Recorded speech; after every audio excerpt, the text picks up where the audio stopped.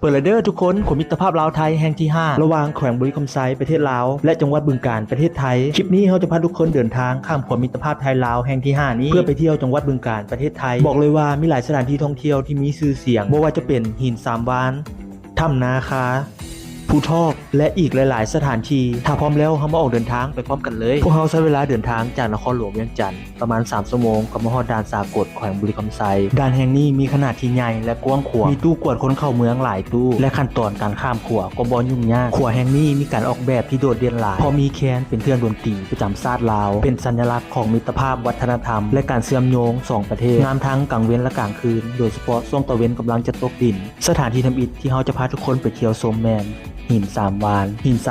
คือเป็นอีกหนึ่งแลนด์มาร์คที่มีชื่อเสียงเป็นจุดชมวิวสุดยิ่งใหญ่ถ้าเราเบิ่งจากมุมสูงจะเห็นเหมือนปลาวาฬ3 ตัวที่เบิ่งเห็นผืนป่าแบบ180 องศาสำหรับไผที่เป็นสายถ่ายรูปต้องมาให้ได้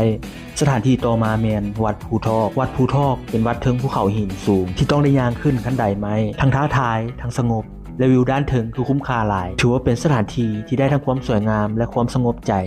สถานที่ต่อมาบ่เว้าถึงบ่ได้เลยถ้ำนาคาเป็นอีกหนึ่งแหล่งท่องเที่ยวที่กำลังดังแฮงเป็นสถานที่ศักดิ์สิทธิ์ที่เต็มไปด้วยเรื่องราวความเชื่อใครที่มีความศรัทธาหรือมักธรรมชาติแบบลึกลับต้องลองมาสัมผัสด้วยตัวเองปิดท้ายด้วยการมาชมวิวชิลๆแคมป์น้ำคลองชมวิวงามๆขัวข้างน้ำคลองลาวไทยแห่งที่5กับหินปาโลมาพร้อมกับบรรยากาศที่เงียบสงบเหมาะกับการพักผ่อนนั่งเบิ่งน้ำคลองไหลผ่านพร้อมแสงแรงสุดโรแมนติกขัวมิตรภาพลาวไทยแห่งที่5บ่ได้เป็นเพียงขัวเสื่อมระหว่าง2ประเทศแต่เป็นขัวแห่งวัฒนธรรมการท่องเที่ยวและมิตรภาพใครกำลังซอกหาทริปใหม่ๆบริกรรมไซบึงกาฬคือเส้นทางที่ต้องมา